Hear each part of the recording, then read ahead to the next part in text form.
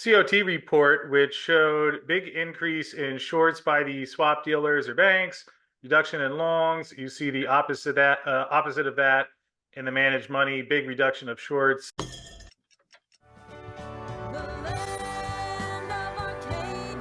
Well, hello there, my friends. Chris Marcus here with you for Arcadia Economics, and it is time for a regular Tuesday conversation with Andy Schectman of Miles Franklin. And I'm particularly interested to dig into this one because we've seen quite a rally that as we record here on Monday afternoon, and gold up $2.40. That makes 8 straight trading days in a row of gains in the gold market. Silver up as well, not quite as much, but at 24.70 as we were recording this, and all of which made it a bit interesting to see the latest COT report on that came out on Friday. As we wonder, is the rally? I see many people are calling for the to the moon rally coming up now. COT report might suggest otherwise, and certainly, even if we're in the midst of a bigger rally, pullbacks to be expected along the way. Although, fortunately, to dig into all those things and give us a look at what's happening on the retail level is Andy Schectman of Miles Franklin. So, Andy, great to have you here again today, as always. How are you today, my friend? I'm good, Chris. Thanks for having me, buddy. Crazy times, that's for sure. Yeah, well, as we begin here, as I mentioned, gold at 21.88 on late Monday afternoon, silver at 24.63. I'll start. Any general thoughts in particular about the rally? One of the things that stood out to me is that a little bit different than some of the past ones, there hasn't been really a specific catalyst. It wasn't like the Fed said, all right, we're going to start lowering interest rates or indicating that they're getting closer. In fact, from the school of thought that the market moves more so when it's becoming indicated that a rate cut or rate hike is going to happen rather than the actual cut or hike playing out. I mean, we still have people talking about the possibility of a rate hike. So it's in that sense been a bit different. We're not as much of a specific catalyst, but curious to hear any of your thoughts on that. I think a lot of what's going on, Chris, I think, look, this system that we have is one that is based upon trust. And I think there is a strong probability that a lot of what's happening to the bond market, to the debt market, is a function of lack of trust. And I think the most important thing to keep in mind is that you need somebody to buy the bonds in order to continue to finance the debt. And this is all centered around interest rates, right? I mean, and the question really is, who can we count on right now to buy our debt? And the countries that predominantly have been buying our debt, I believe, have shifted into buying tangible assets, not just gold and silver, but copper, zinc, lead, you name it. Anything that you would need to build an infrastructure, I believe that's what they are doing. And when you look at the performance of gold over the last 25 years, it has outpaced that of the bond market tremendously. It's outpaced the S&P. We've talked about this before, but what it does, look, America's ability to pay its debt, I think, is becoming a concern for the nations around the globe. And, right now, those foreign nations own almost $8 trillion worth of our treasuries. And I think they're getting nervous and maybe they don't trust us anymore. So when you say that this movement is different, well, it's different to me in two ways. The biggest is that, at least in terms of gold, it's blown through all resistance. There's nothing above it. It's never been this high. Where does it stop? And should it actually have been much higher to begin with? I don't know. And I do think it will drag silver with it. It will pull it with it.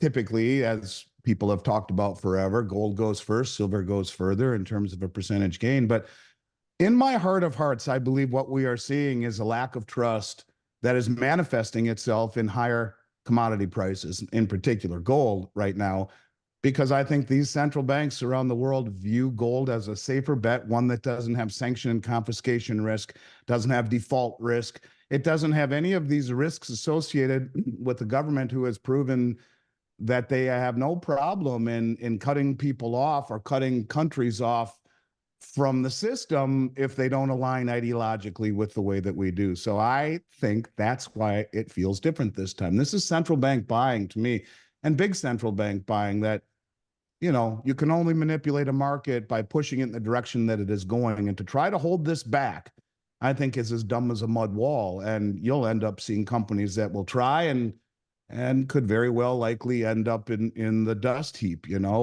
history's dust heap of those that tried and failed. So not a smart time to be shorting this market in this environment, in this world, I guess is all I'm trying to say.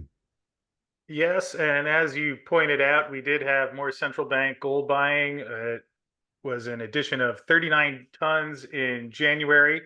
Came out just in the past couple of days as well. And Andy, that makes sense what you're saying about the overall conditions and demand, although let us balance that against what we see here on the COT report, which showed big increase in shorts by the swap dealers or banks, reduction in longs. You see the opposite of that in the managed money, big reduction of shorts, increase in longs, almost 18,000 contracts. Would suggest that we might see something similar to what we've seen for the past couple of years, where as the price goes up, the banks increase shorts and then does often come back down. Similar pattern if we take a look over at gold, where you can see banks increase 37,500 shorts, reduce 1,700 longs, and again, the opposite in the managed money fund side. So what does that tell you, and what would you be watching out for based on that? Here's what it tells me. There was an interview done in Sputnik, I believe, with Sergei Glaznev. And I just want to read something to you. And I think this, what people need to take from what we're saying right here. You need to take a step back, right? Because we've pissed off the world in a huge way. We've pissed off a lot of these countries that are coalescing together. And the article was talking about a new international currency, right? And what he said were two things. But the second point I'm going to get to in a moment, I think really answers your question. The first is the idea of a currency, he said, and there'll be two baskets. One basket is of national currencies of all countries involved in the process, like the SDR, special drawing rights, but with more clear and understandable criteria.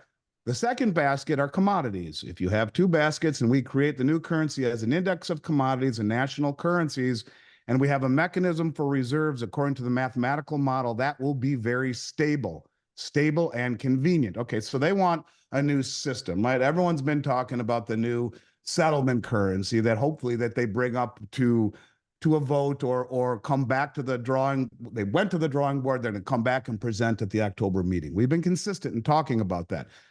But the second part that he brought up in this interview, I have been saying it now for at least a year, and I think it's bound to happen. Look, the LME, the London Metals Exchange, was purchased by the Chinese, and that's primarily a platform of base metals, copper, zinc, lead, that kind of stuff. I think they do some precious metals, but mostly base metals. This is not just precious metals. They are siphoning and sucking everything that they can that isn't nailed down. They are substituting dollar holdings for assets, for commodities. And, just as a parable, you look at the wealthy people in this country, they own assets. And I think that's what the Chinese and the BRICS nations are doing. But the second part is the most important thing. And he says, the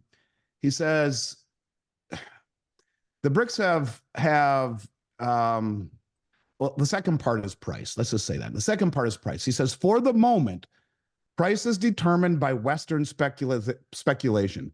We produce these commodities, we consume them, but we do not have our own price mechanism, which will balance supply and demand.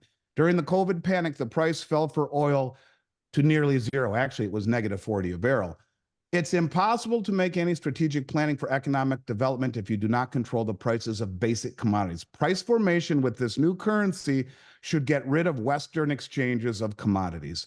This game that we are playing to suppress the commodities, to make our system, our bond market and our currency system seem stronger than it is, not only is allowing these countries, as we are just said, to accumulate and pick dry the shelves of all of the commodities, from base metals to precious metals to soft commodities like corn and soybeans and all of this stuff and wheat that they're stockpiling. In fact, they just brought up the idea of a new BRICS grain exchange for the exact same reason that, they produce more grain on a per capita than the rest of the world. And why are they beholden to the COMEX market that sets the price?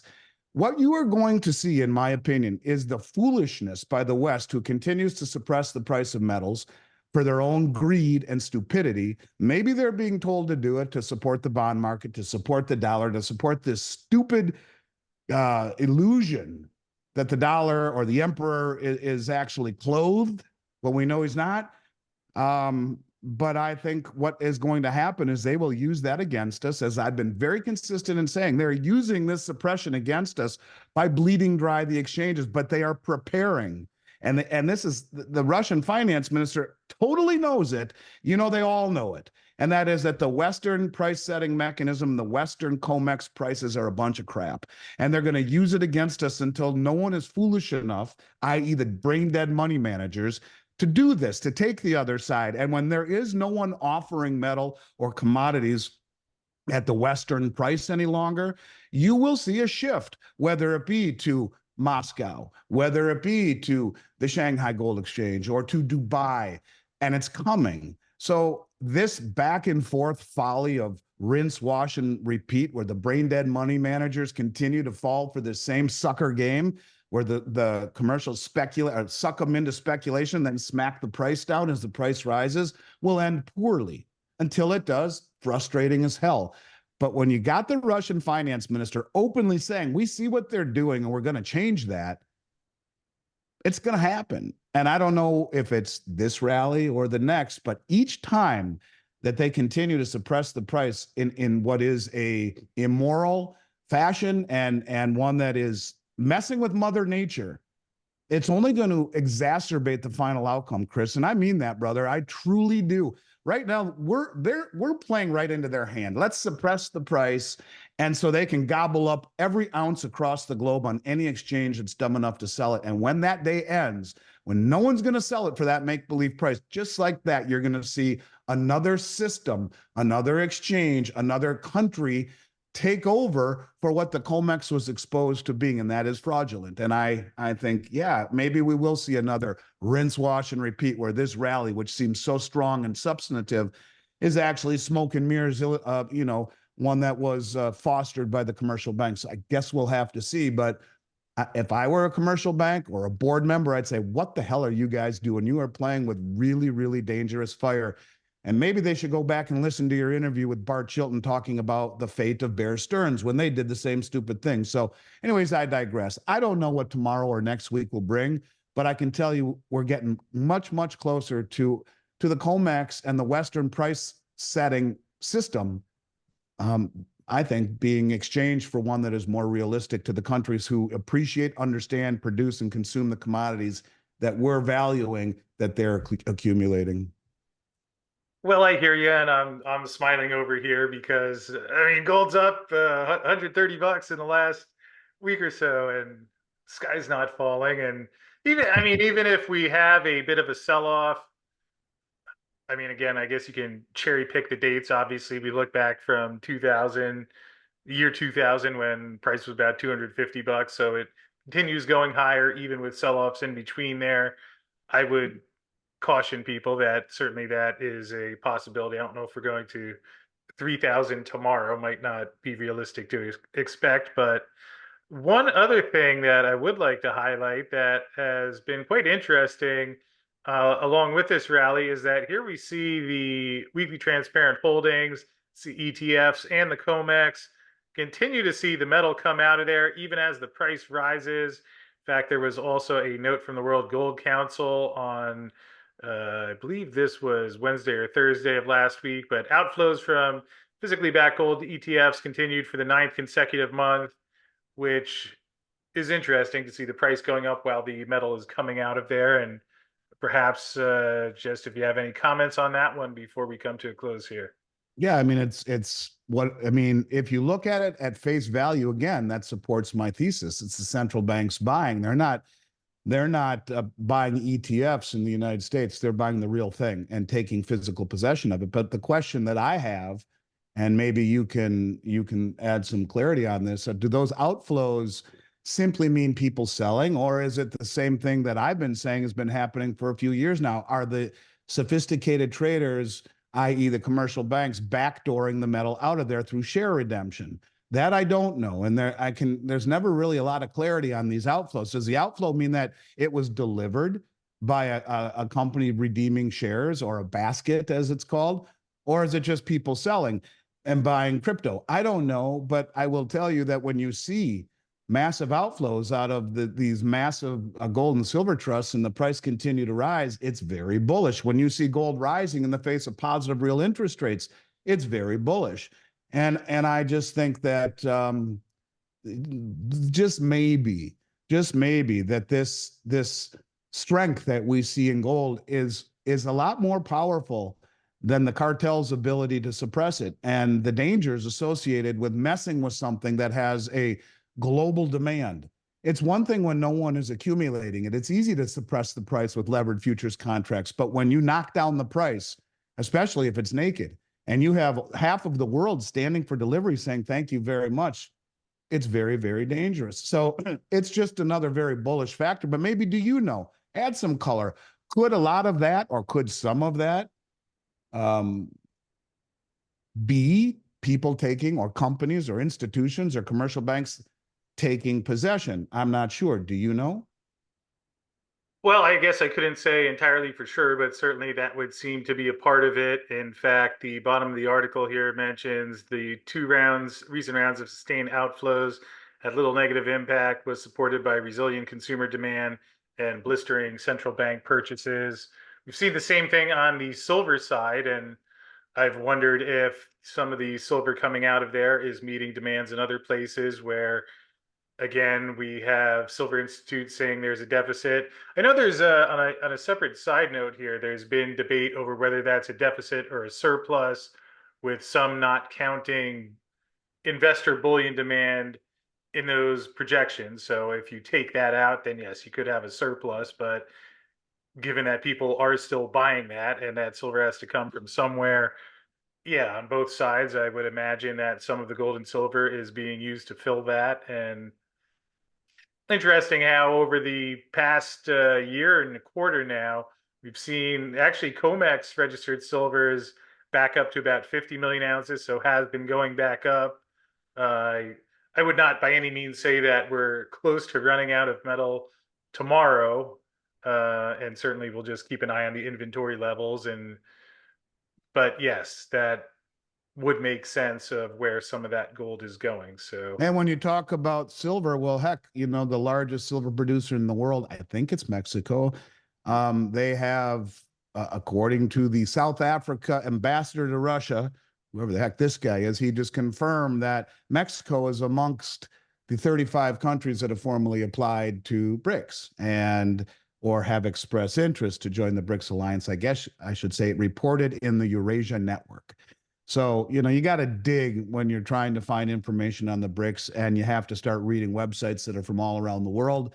Take it at face value. I can't confirm nor deny, but there are rumors that Mexico wants to join BRICS as well. And so when you talk about the countries that are aligning with the BRICS, they're all resource rich, and whether it be gold or oil or silver or rare earths, or have strategic shipping lines and trade routes, they're making a very formidable force. And I think that you could argue that the countries that are expressing interest in joining BRICS, I believe, would be the ones that would be very well served in accumulating commodities. Because if indeed the Russian finance minister is correct, and they will be issuing a common settlement currency that will be pegged not only by the national currencies, the local currencies of each member, but also by a basket of commodities that each would have to pledge, well, they better start buying those commodities. And I would assume that that is primarily the tier one asset of gold. So to me, it's just shoddy reporting by the West,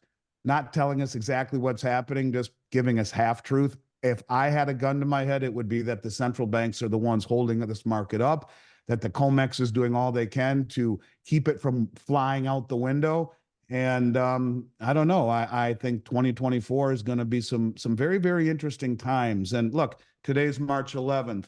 It's my dad's birthday. Happy birthday, Dad, if you're watching this. And it's also the end of the bank term funding program. And the clock starts to tick today. The majority of those loans were made a year ago this month. Now, there's a lot of them that were made up until yesterday or up until today. So it's not like the whole system's going to fall apart tomorrow, but I caution people to start to pay attention to this because in March and April, Miles Franklin added 14,000 clients in 45 days when Silicon and Signature were bailed out illegally, I might add. Is that going to happen again? You know, bail in, written into Dodd-Frank law. We've talked about this ad nauseum. What happens when the people in this country wake up to bail-in legislation that they have no idea exists? And that's when I think you see things start to really change in the retail market. But, what's happening with the global price to me is a symptom of or a function of the most well-informed traders in the world. That being the central banks who know the playbook. They're holding the price up by not buying bonds, in fact, selling those bonds and buying gold as a substitute to that system. So I'm not very bearish whatsoever, no matter what the COT looks like. Yeah, they have the ability to knock it down, but by doing that, we just play right back into the hands of the countries that are accumulating it. And that's why they're not bitching. They're not going to bitch when we're making it easier for them to accumulate these items at subsidized prices. And once there's none left to be given at those prices, they will no longer use that price setting system. It will be, I believe, replaced with one from another country that wants to legitimize the real value of these assets that these countries have spent immeasurable time accumulating, stockpiling, and producing, and value them appropriately, and perhaps even tying it to a new system. So look at it for what it is. It's an opportunity. Don't be bummed out and pissed off. Look at it the way they do, that boy, these people are stupid as hell for doing this. Let's just get some more. And I think that's really, to me, honest to God, it explains a lot. So I guess we'll see if I'm right or wrong, but only time will tell. Well, that sure is the case. And Andy, perhaps in wrapping up, anything on special this week for people who are looking to add gold and silver? Yes. So I believe, if I'm not wrong on this, I just want to make sure. Looks like what we have right in terms of silver. We have pre-65 constitutional silver, 90% at $1.99 over spot. If you can see that, there's our silver side of things. And for gold, we got the pre-33 $20 liberties at $65 over spot. Love those. Absolutely love those. And so here again, we're going with some of the older stuff. Both of those not eligible for an IRA, but both would be amongst my favorite ways to own gold and silver. Pre-65 silver gives you great utility and functionality. And the pre-33 gold, which to me, if I had my druthers, it's all I would own. But for the last just few months, premiums have been out of sight for the better part of half a decade, maybe even 6, 7 years, where I haven't recommended them to people. So, everything is a little bit weird right now with premiums. In fact, I'll say it one more time. It will go down as one of the biggest mysteries of my career.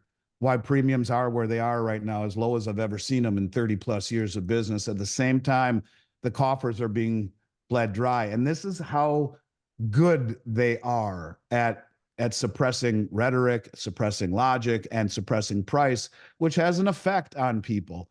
And I don't blame people for, capitulating along the way, because if you're not spending the time to invest in the understanding of the way that this market has worked, like we talked about a few minutes ago, the rinse, wash, and repeat, it can be overly frustrating. If you see it for what it is, it can be the opportunity of a generation. And I do believe it will be ultimately one that has no counterparty risk either, once it's in your own possession. So, Chris, I love being here with you, brother. I look forward to picking up with you soon. I am going to be doing some traveling, but I'll find a way to get with you.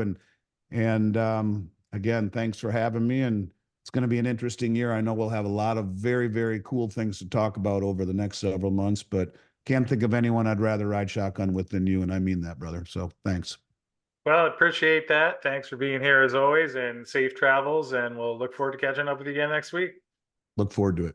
Well, thank you, Andy, for today's report. Hope you found that helpful at home, and at least giving you an idea of some of the things to think about that could be coming in our near future. And Again, just because there are sell-offs doesn't mean that the long-term case for gold and silver not still in place, but just something to be aware of and watch out for. And real quick before we wrap up, would like to thank First Majestic Silver, who brought us today's episode with Andy Schectman. And First Majestic had their quarterly and year-end results out a couple of weeks ago.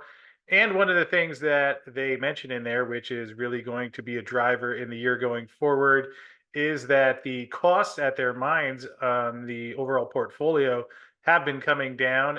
Now you can see here that in the full year 2023, costs were higher. We see the cash cost per ounce at 1449 versus 1439 in 2022, and the all-in sustaining cost at 2016 versus 1974 in 2022. Although worth keeping in mind is that in terms of what they were running in the fourth quarter, those came down to 1301 for the silver equivalent cash cost, and also down to 1850 in terms of all in sustaining in the fourth quarter. And obviously, as they have put the cost of shutting Jarrett Canyon down behind them, hopefully that will continue to have an impact in the year going forward. So you can find out more at firstmajestic.com. And with that said, going to wrap up for today, but thanks for being here, and we will see you again soon.